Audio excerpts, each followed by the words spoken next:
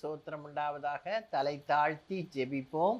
எங்களை நேசிக்கிற எங்கள் அன்பின் தகப்பனே, இந்த வேலைக்காக நாங்கள் நன்றியோடு துதிக்கிறோம் அப்பா.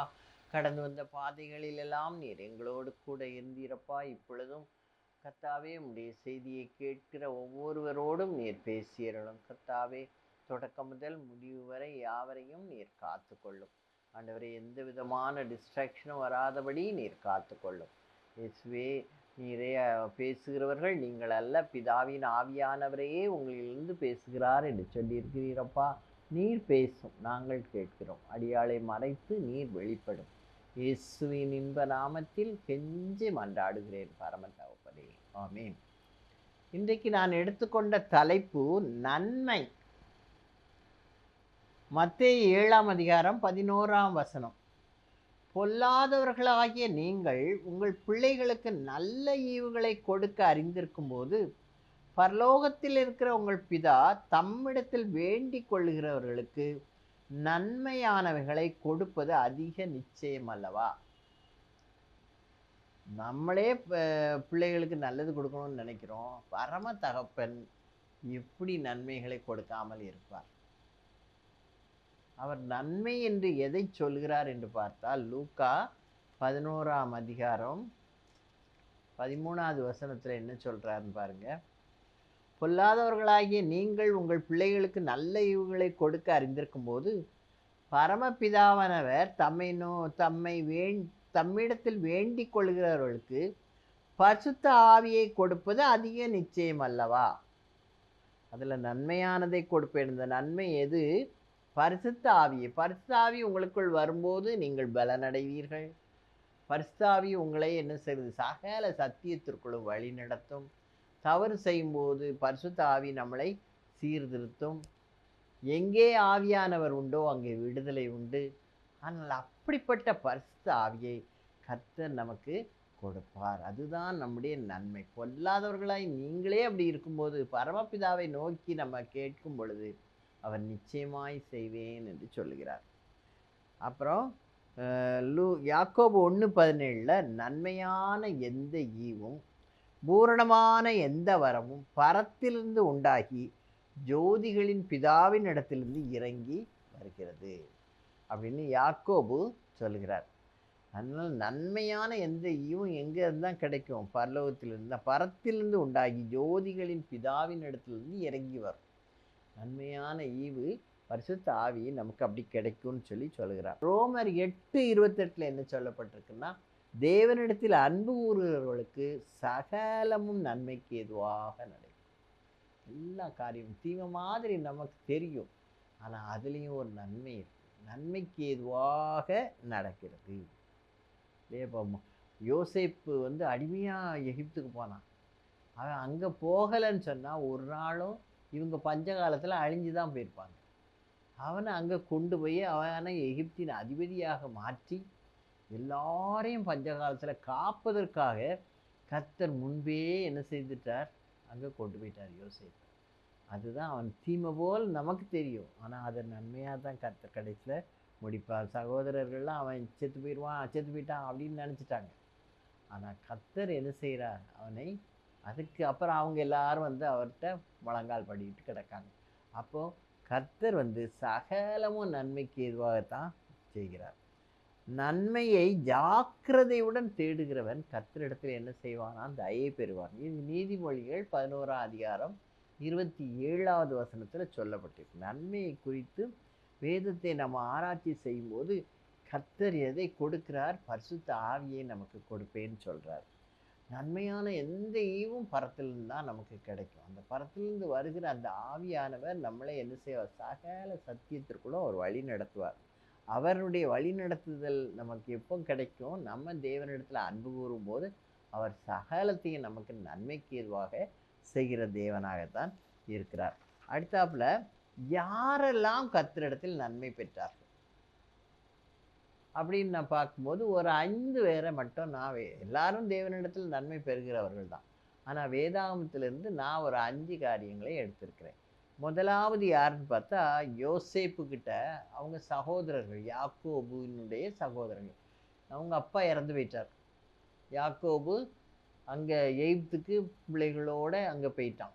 யோசேப்பை பார்த்து யோசேப்பு உயிரோடு இருக்கிறான்னு கேள்விப்பட்டோன்னே தகப்பனை கூட்டிகிட்டு வர சொல்லி அனுப்பும்போது அவன் அங்கே யாக்கோபும் எகிப்துக்கு வர்றான். அங்கே பார்வோன்னு போய் பார்க்குறான். பார்வோன் அவங்களுக்கு ஒரு கோசேன் நாட்டை கொடுக்குறாரு. அந்த இடத்துல அவங்க அவங்க மிருகங்கள் எல்லாம் வச்சு அங்கே கூடாரம் போட்டு அவங்க வாழ்கிறாங்க. அப்படி அவங்க பெருகி வாழும் பொழுது யாக்கோபு அந்த இடத்துல என்ன செய்து விட்டான்? மரித்து விட்டான். அதுக்கப்புறம் அவங்க சகோதரர்கள் எங்கே போனாங்க? ஒன்றுமே தெரியல. சகோதரர்கள் என்ன ஆனாங்க அப்படின்னா அவங்களுக்கு ஒரே பயம். ஐயோ, நம்முடைய சகோதரன் நம்மளை என்ன செஞ்சிருவான்? அப்பா இறந்து போயிட்டாரு, இனிமேல் நம்மளை கொன்று போட்டுருவானு சொல்லி அவங்க ரொம்ப பயப்படுறாங்க. இதை நீங்கள் பாருங்கள், 50வது ஆதியாகமம் 50வது அதிகாரத்தில் அவங்க போய் என்ன செய்கிறாங்களாம்? முழங்கால் படிக்கிட்டு அவன்கிட்ட கேட்குறாங்க. 50:20வது வசனம். யோசேப்பு எவ்வளோ அழகாக சொல்கிறான் பாருங்க. யோசேப்பு அவர்களை நோக்கி, பயப்படாதிருங்கள், நான் தேவனா? நீங்கள் எனக்கு தீமை செய்ய நினைத்தீர்கள். தேவனோ இப்பொழுது நடந்து வருகிறபடியே வெகு ஜனங்களை உயிரோடே காக்கும்படிக்கு அதை நன்மையாக முடிய பண்ணினார். ஆதலால் பயப்படாதிருங்கள், நான் உங்களையும் உங்கள் குழந்தைகளையும் பராமரிப்பேன் என்று அவர்களுக்கு ஆறுதல் சொல்லி அவர்களுடைய பட்சமாய் பேசினான். கடைசியில் அவங்க அப்பா இறந்த பிறகு அவங்க பயந்து அவங்ககிட்ட போய் கிடக்கும் தாழ விழுந்து 18வது வசனத்தில் பாருங்க, அவனுடைய சகோதரரும் போய் அவனுக்கு முன்பாக தாழ விழுந்து, இதோ நாங்கள் உமக்கு அடிமைகள் அப்படின்னு சொல்லி தங்களை தாழ்த்துறாங்க யோசேப்பு கிட்ட. உடனே யோசேப்பு சொல்கிறான், நீங்கள் பயப்படாதீங்க, நான் ஒன்றும் உங்களை செய்ய மாட்டேன். நீங்கள் என்ன பாடாப்படுத்துனீங்க, ஆனால் நான் அதுக்கு பதில் செய்ய மாட்டேன். என்ன, நான் உங்களை என்ன செய்வேன்? வெகு ஜனங்கள் உயிரோடே காக்கும்படிக்கு அதை நன்மையாக நீங்கள் என்ன கொல்லணும்னு நினச்சிங்க, ஆனால் கர்த்தர் எல்லாரையும் காப்பாற்றுறதுக்காக என்ன முதல்ல இங்கே என்ன செஞ்சிட்டாரு? அனுப்பி அவர் அதை நன்மையாக மாற்றினார். நீங்கள் தீமை செய்ய நினைத்தீங்க, கர்த்தரோ அதை நன்மையாக மாற்றினார் என்று சொல்லப்பட்டிருக்கு. அப்போ இவங்க தான் இவங்களுக்கும் கர்த்தர் உதவி செய்கிறார். இவங்களை யோசேப்பு காலம் வரைக்கும் அவங்க சந்தோஷமாக அங்கே இருக்கிறாங்க எகிப்தில். அதுக்கு யோசேப்பு என்ன சொல்கிறான்? பயப்படாதீங்க, நான் உங்களையும் உங்கள் குழந்தைகளையும் பராமரிப்பேன் என்று ஒரு ஆறுதல் வார்த்தை சொல்கிறான்.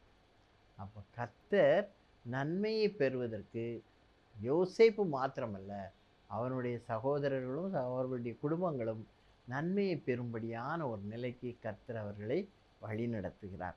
ஒரு பயந்து நடுங்கணும்னு, அப்பா இறந்து போயிட்டார், இனிமேல் நம்மளை என்ன செய்வானோன்னு பயப்படும் போது கர்த்தர் அவர்களை வழி நடத்துகிறார். அடுத்தது நீங்கள் பார்த்தீங்கன்னா மருத்துவச்சிகள். யாத்ராகமம் 2 அதிகாரம் 17 முதல் 20 வசனங்கள். அதாவது இஸ்ரவேலர்கள் ரொம்ப பலுகி பெருகின உடனே எல்லாரும் பயப்படுறாங்க, நம்மளை விட அவங்க கூடிட்டாங்களே அப்படின்னு சொல்லி. உடனே அவங்களெல்லாம் அழித்து போடணும் அப்படின்னு நினைக்கும் போது ஒரு ராஜா சொல்கிறாரு அந்த மருத்துவச்சிகளை பார்த்து. 15வது வசனம். எகிப்தின் ராஜா சிப்பிராள் பூவாள் என்னும் பேருடைய எபிரேய மருத்துவச்சிகளோடைய பேசி, நீங்கள் எபிரேய ஸ்திரீகளுக்கு மருத்துவம் செய்யும்போது அவர்கள் மனையின் மேல் உட்கார்ந்திருக்கையில் பார்த்து, ஆண் பிள்ளையானால் கொண்டு போடுங்கள், பெண் பிள்ளையானால் உயிரோடு இருக்கட்டும் என்றார். ஆணாக இருந்துச்சுன்னா அதை கொண்டு போட்டுருங்க என்று சொல்லி அந்த மருத்துவச்சிகளுக்கு அவங்க கட்டளை கொடுக்குறாங்க. ஆனால் மருத்துவச்சிகள் என்ன செய்கிறாங்க பாருங்கள், கர்த்தருக்கு பயந்தபடியால். 17ஆம் வசனம். மருத்துவச்சிகளோ தேவனுக்கு பயந்ததினால் எகிப்தின் ராஜா தங்களுக்கிட்ட கட்டளைப்படி செய்யாமல் ஆண் பிள்ளைகளையும் உயிரோடே காப்பாற்றினார்கள். அப்படி அவங்க காப்பாற்றின உடனே ராஜாவுக்கு ரொம்ப கோவம் வந்துட்டு, என்னடா நம்ம கொல்ல சொல்கிறோம், இவங்க ஆம்பளை பிள்ளைகளெல்லாம் பெத்து போட்டுக்கிட்டு இருக்காங்களே அப்படின்னு சொல்லி ராஜா மருத்துவச்சிகளை கூப்பிட்டு கேட்குறார். அப்போது அவங்க என்ன சொல்கிறாங்கன்னு பாருங்கள். 19வது 20வது வசனங்களில், மருத்துவச்சிகள் பார்வோனை நோக்கி, எபிரேய ஸ்திரீகள் எகிப்திய ஸ்திரீகளைப் போல அல்ல, அவர்கள் நல்ல பலமுள்ளவர்கள். மருத்துவச்சி அவர்களிடத்துக்கு போகும் முன்னமே அவர்களுக்கு பிரசவித்தாகும். நாங்கள் போக வேண்டாம், அதுக்கு முன்னாலே அங்கே அவங்களுக்கு பிள்ளை பிறந்திருக்கு. இது நிமித்தம் தேவன் என்ன செய்தாராம்? மருத்துவச்சிகளுக்கு நன்மை செய்தார். ஜனங்கள் பெருகி மிகுதியும் பலத்து போனார்கள். மருத்துவச்சிகள் தேவனுக்கு பயந்ததினால் அவர்களுடைய குடும்பங்கள் தழைக்கும்படி கர்த்தர் செய்தார். மருத்துவச்சிகளை கர்த்தர் என்ன செய்தார்? ஆசீர்வதித்தார். அப்போ முதல்ல யோசப் மூலம் யாக்கோபின் சகோதரர்கள் நன்மையை பெற்றார்கள். ரெண்டாவது, மருத்துவச்சிகள் தேவனுக்கு பயந்ததினால் அந்த ஆண் பிள்ளைகளை கொல்லாமல் காத்து கொண்டார்கள். அதனால கர்த்தர் அவள் குடும்பத்தை ஆசீர்வதித்தார். அடுத்தது நீங்கள் பார்த்தீங்கன்னா எஸ்ரா 8ஆம் அதிகாரம் 22வது வசனம். எஸ்ரா 8:22. தேவனுடைய கரம் 8ல் பாதியில் பாருங்கள். எங்கள் தேவனுடைய கரம் தம்மை தேடுகிறவர்கள் எல்லார் மேலும் அவர்களுக்கு நன்மையாக இருக்கிறதென்றும் அவருடைய வல்லமையும் அவருடைய கோபமும் அவரை விட்டு விலகுகிறவர்கள் எல்லார் மேலும் இருக்கிறதென்றும் நாங்கள் ராஜாவுக்கு சொல்லியிருந்தோம். தம்மை தேடுகிற யாவர் மேலும் கர்த்தருடைய கரம் தம்மை தேடுகிற யாவர் மேலும் இருந்து அவர்களுக்கு என்ன செய்யுமா? நன்மை செய்யும் அப்படின்னு சொல்லி எஸ்ரா சொல்லி அவன் என்ன செய்தான்? அந்த எருசலேம் தேவாலயத்தை கட்டி எழுப்புவதற்கு, அந்த மக்களை உற்சாகப்படுத்துவதற்கு எஸ்ரா முதல்ல ஸ்டெப் எடுத்து அந்த எருசலேம் தேவாலயத்தை கெட்டுகிற அந்த உடைச்சு போட்ட எருசலேம் தேவாலயத்தை புதுப்பிப்பது எஸ்ராவும் அவனோடு சேர்ந்த ஜனங்களை தான். அப்போ அவன் என்ன சொல்கிறான்? நீங்கள் எங்கள் தேவனுடைய கரம் தம்மை தேடுவர்கள் எல்லார் மேலும் அவர்களுக்கு நன்மையாக இருக்கிறதென்றும் அவருடைய வல்லமையும் அவருடைய கோபமும் அவரை விட்டு விலகுகிறவர்கள் எல்லார் மேலும் இருக்கிறதென்றும் நாங்கள் ராஜாவுக்கு சொல்லியிருந்தோம். அதனால் அப்படியே நாங்கள் உபவாசம் பண்ணி எங்கள் தேவனிடத்தில் அதை தேடினோம். எங்கள் விண்ணப்பத்தை கேட்டருளினார். கர்த்தர் என்ன செய்கிறார்? விண்ணப்பத்தை கேட்கிற தேவனாக இருக்கிறார். இப்படி எஸ்ராவுக்கும் அவனுடைய ஆட்களுக்கும் கர்த்தர் நன்மை செய்தார். அடுத்த பார்த்தீங்கன்னா நெகேமியா. அவன் என்ன செய்தான்? அலங்கத்தை கட்டினான். அவனுக்கும் கர்த்தர் என்ன செய்தார்? நன்மை தான் செய்தார். 18ஆம் வசனம், நெகேமியா 2:18. என் தேவனுடைய கரம் என்மேல் நன்மையாக இருக்கிறதையும் ராஜா என்னோடே சொன்ன வார்த்தைகளையும் அவர்களுக்கு அறிவித்தேன். அப்பொழுது அவர்கள் எழுந்து கட்டுவோம் வாருங்கள் என்று சொல்லி அந்த நல்ல வேலைக்கு தங்கள் கைகளை திடப்படுத்தினார்கள். அது என்னது? ஆலயத்தை சுற்றி இருக்கிற அலங்கமெல்லாம் என்ன செஞ்சிருக்கு? இடிக்கப்பட்டிருக்கு. அந்த எருசலேம் தேவாலயத்தை சுற்றி எருசலேம் கோட்டையாக இருந்த அலங்கமெல்லாம் இடிக்கப்பட்டிருந்துச்சு. இந்த அலங்கத்தை பழுது பார்த்து அதை திரும்ப கட்டி அதுக்கு வாசல்லாம் விட்டு அதை கெட்டுவதற்கு கர்த்தர் யாரை உண்டாக்குகிறார்? நெகேமியாவின் மேல் தேவனுடைய கரம் இருந்ததுனால அது நன்மையாக அவனுக்கு இருந்ததுன்னு சொல்லப்பட்டிருக்கு. என் தேவனுடைய கரம் என்மேல் நன்மையாக இருக்கிறதையும் ராஜா என்னோடைய சொன்ன வார்த்தைகளையும் அவர்களுக்கு அறிவித்தேன். ராஜா நீ போ, உனக்கு வேண்டிய உதவியெல்லாம் நான் செய்கிறேன்னு சொல்லி அனுப்புகிறார். அவன் இங்கே மக்களை திரட்டுகிறான். ஆனால் அதுக்கு எதிரிகள் எப்படியும் ஒரு நல்ல காரியம் நடக்கும்போது எதிரிகள் கண்டிப்பாக எக்காலம் போட்டுட்டு வருவாங்க. அப்படி வந்தாலும் கொஞ்சம் பேர் என்ன செய்கிறாங்க? கர்த்தருடைய கரம் அங்கே இருக்குது, நன்மை செய்யுதுன்னு உணர்ந்து அவர்கள் என்ன செய்கிறார்கள்? எழுந்து கட்டுவோம் வாருங்கள் என்று சொல்லி அந்த நல்ல வேலைக்கு தங்கள் கைகளை என்ன செய்தார்களாம்? திட்டப்படுத்தினார்கள்.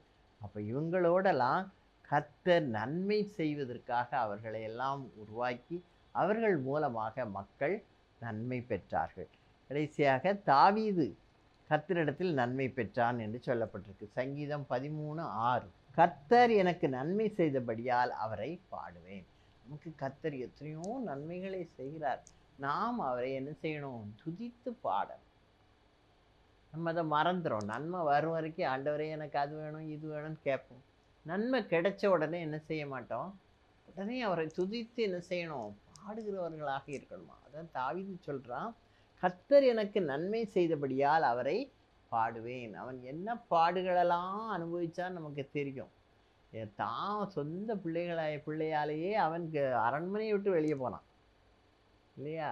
அப்புறம் அவனுக்கு ஆலோசனை கொடுத்துக்கிட்டு இருந்த அந்த ஆலோசனை கொடுத்த அந்த மந்திரி அவனை விட்டுட்டு அவனுக்கு எதிரியான தன் மகனிடத்தில் போயிட்டான்.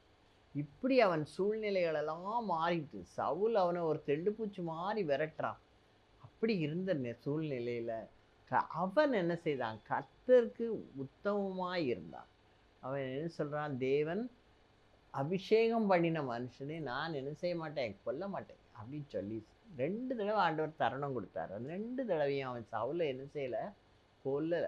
அதனால ஆண்டவர் அவன் மேல அன்பு கூர்ந்து, அவன் வந்து என்னுடைய தாசன், என் இதயத்திற்கு ஏற்றவன் என்று சொல்லி, அவனை நன்மையினால் அவனுக்கு வேண்டிய காரியங்களை எல்லாம் செய்து, அவன் மறுபடியும் அவன் ராஜாவாக இஸ்ரவேல் சமஸ்தம் முழுவதற்கும் அவன் ஒரு அரசனாக அங்கே இருக்க கிருபை செய்தார். அப்போ நன்மையை பெற்றவர்கள் யாரெல்லாம்னா, யோசேப்பு மூலம் அந்த யாக்கோபினுடைய பிள்ளைகள் எல்லாரும் நன்மையை பெற்றார்கள். அடுத்தாப்புல மருத்துவச்சிகள் இஸ்ரவேல் மக்களுக்கு உதவி செய்தபடியால் அவர்களை கர்த்தர் தழைக்கும்படி செய்தார் குடும்பங்களை. அப்புறம் எஸ்ரா மூலமாக, எஸ்ராவின் மேல் கர்த்தருடைய கரம் இருந்ததுனால அவன் மற்றவர்கள் கர்த்தர் நிச்சயமாய் நமக்கு நன்மையை செய்வார் என்று சொன்னதுனால எல்லாரும் அதை பின்பற்றினார்கள். அடுத்தது நெகேமியாவும் அப்படி தான் என்ன செய்கிறான்? கர்த்தரை பின்பற்றி போகிறான். அவனையும் கர்த்தர் என்ன செய்கிறார்? ஆசீர்வதிக்கிறார். அவன் மூலமாக மக்கள் கர்த்தருடைய கரம் அவன் மேல் இருக்கிறது என்பதை உணர்ந்து, நாங்கள் அந்த வேலையை செய்ய வாரோன்னு சொல்லி என்ன செய்கிறாங்க? எழுந்து கட்டுவோம் வாருங்கள் என்று சொன்ன உடனே எல்லாரும் அலங்கத்தை கட்டுவதற்கு வந்தார்கள். தாவீதுக்கு அவன் எத்தனை கஷ்டங்கள் வந்தாலும் கர்த்தர் என்ன செய்தார்? அவனுக்கு நன்மையை தான் செய்தார். அதனால் அவன் என்ன செய்தான்? அவர் செய்த நன்மையை கர்த்தரை நான் எக்காலத்தில் சோஸ்தரிப்பேன் என்று சொல்கிறான். அப்படிப்பட்ட ஒரு சூழ்நிலையை நாமும் என்ன செய்து கொள்ள வேண்டும்? உருவாக்கி கொள்ள வேண்டும். இவர்கள் எல்லாரும் கர்த்தரிடத்தில் நன்மை பெற்றனர். இப்போ நன்மையை பெற வேண்டுமானால் நாம் செய்ய வேண்டிய காரியங்கள் 3 தான். மத்தேயு 7:7 என்ன சொல்லப்பட்டிருக்கு? கேளுங்கள் அப்பொழுது உங்களுக்கு கொடுக்கப்படும், தட்டுங்கள் அப்பொழுது உங்களுக்கு திறக்கப்படும். கேளுங்கள், தட்டுங்கள், தேடுங்கள். அப்படி செய்யும்போது கர்த்தர் நமக்கு என்ன செய்கிறார்? கொடுக்கிற தேவனாக இருக்கிறார். முதலாவது கேளுங்கள் என்று சொல்லப்பட்டு இருக்கிறது. மத்தேயு 7:7 கேளு அப்படின்னு ஞாபகத்தில் வச்சுக்கிடுங்க. மத்தேயு 7:7 கேளுங்கள் அப்பொழுது உங்களுக்கு கொடுக்கப்படும். மத்தேயு 7:8 என்ன சொல்லப்பட்டிருக்கு? கேட்கிற எவனும் பெற்றுக்கொள்ளுவான் என்று சொல்லப்பட்டிருக்கிறது.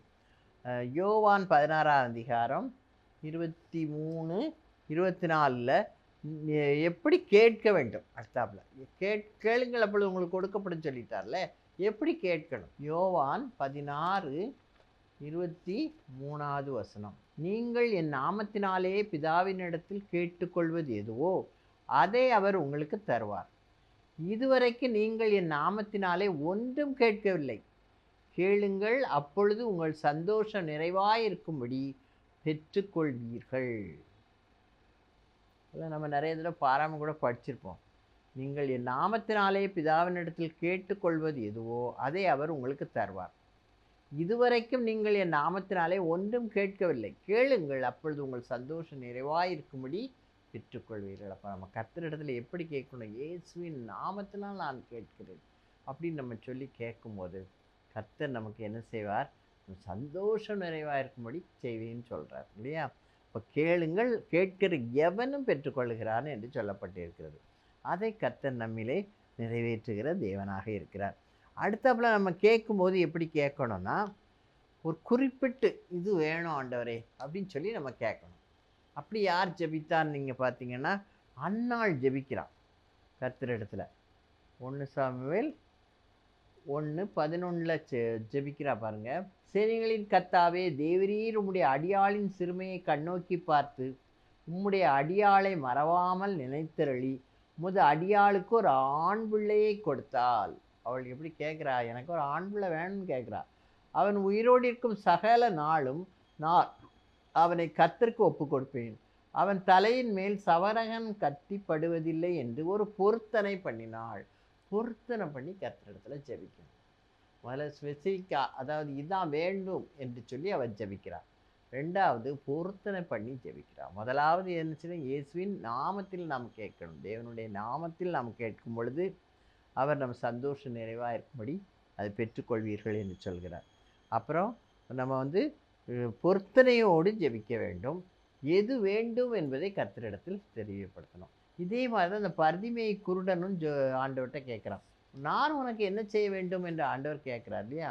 பர்திமேய் குருடனை மார்க் 10ஆம் அதிகாரம் 47லேருந்து இந்த சந்தர்ப்பம் இருக்குது. இதில் எப்படி அவன் கூப்பிட்றான் பாருங்க. என்ன கூட்டம், யார் தடுத்தாலும் சரி, தாவீதின் குமாரனே எனக்கு இறங்குன்னு சொல்லி தன் சத்தத்தை உயர்த்தி கூப்பிடுறான். அப்படி ஆண்டவர் என்ன செய்கிறான், தான் பக்கம் இழுக்கிறான்.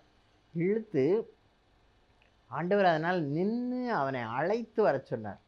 அவர்கள் அந்த குருடனை அழைத்து என்ன சொல்கிறான், திடன்கொள், எழுந்திரு, உன்னை அழைக்கிறார் என்றார்கள்.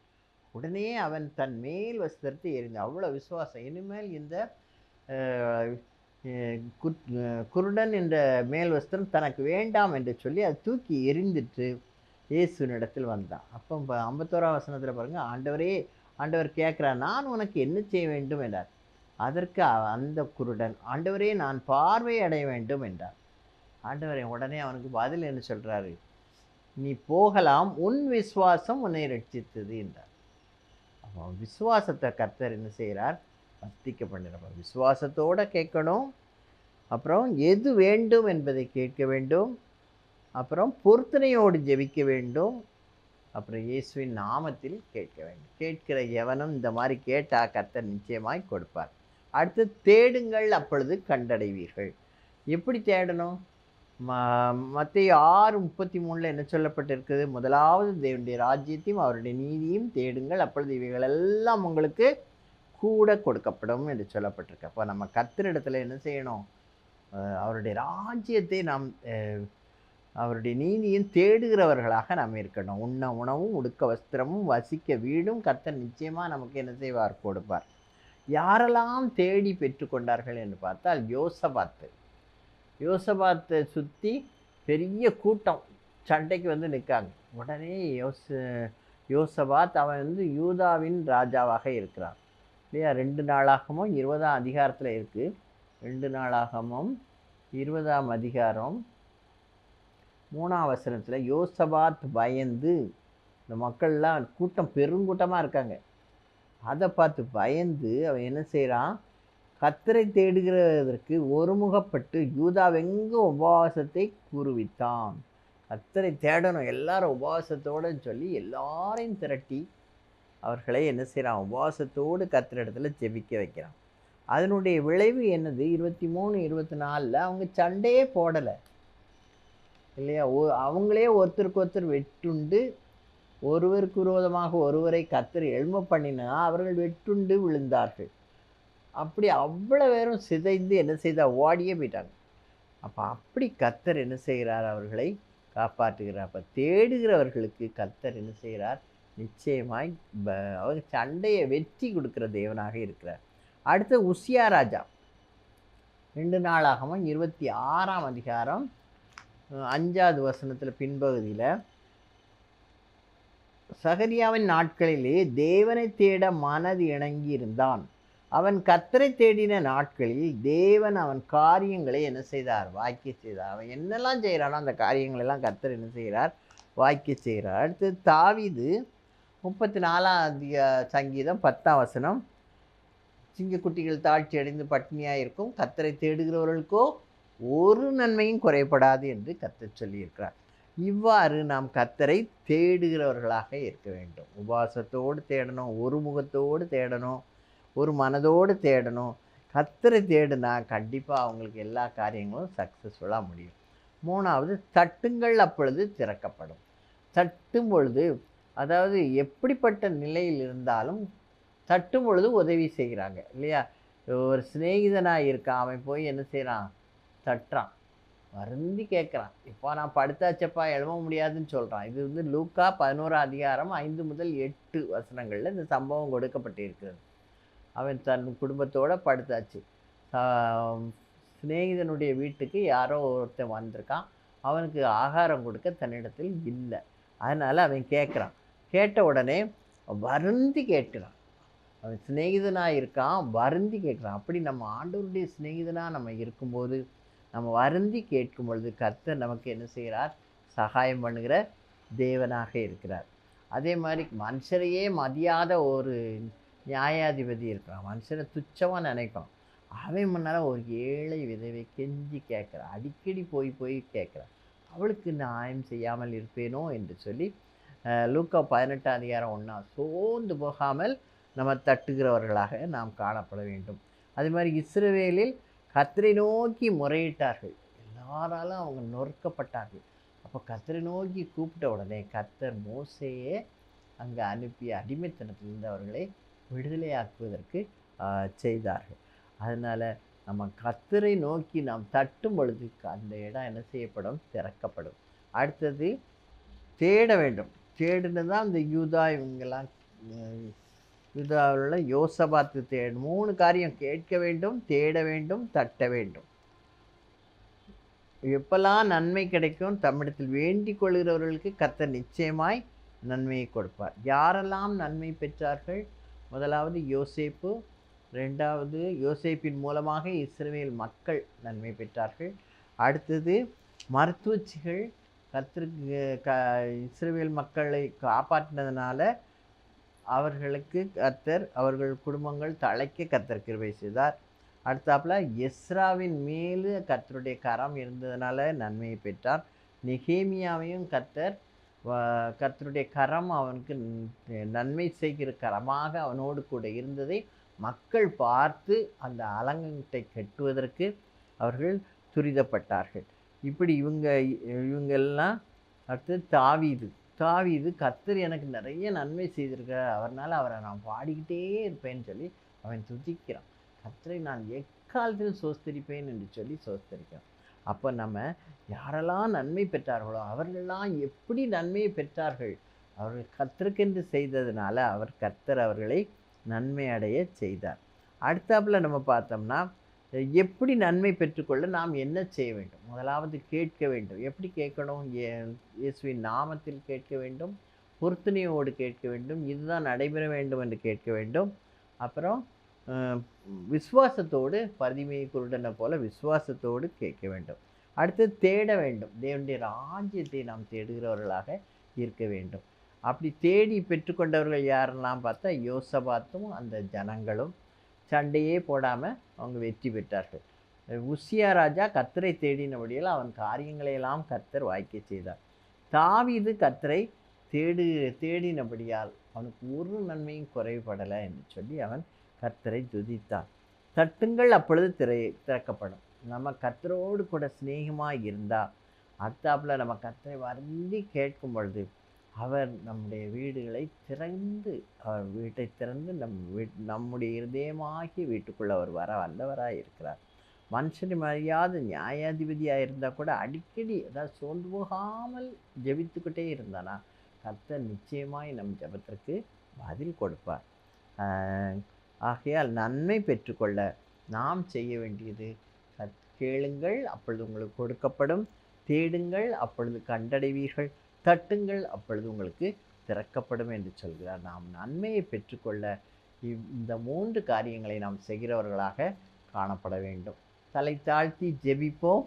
எங்களை நேசிக்கிற எங்கள் அன்பின் தகப்பனே, இந்த வேலைக்காக நாங்கள் நன்றியோடு துதிக்கிறோம், சோத்தரிக்கிறோம். அப்பா ஆண்டவரே, நன்மை என்று நாங்கள் உம்மிடத்தில் எப்படி பெற்றுக்கொள்ளலாம், யாரெல்லாம் பெற்றார்கள் என்றெல்லாம் நாம் பார்த்தோம். அப்பா ஆண்டவரே, உண்மை நாங்கள் முழு மனதோடு கர்த்தாவே கேட்கிறவர்களாக விசுவாசத்தோடு கேட்கும் பொழுது ஆண்டவரே, நீர் எங்களுடைய காரியங்களை வெற்றியாய் முடிக்கிறவராய் இருக்கிறீரப்பா.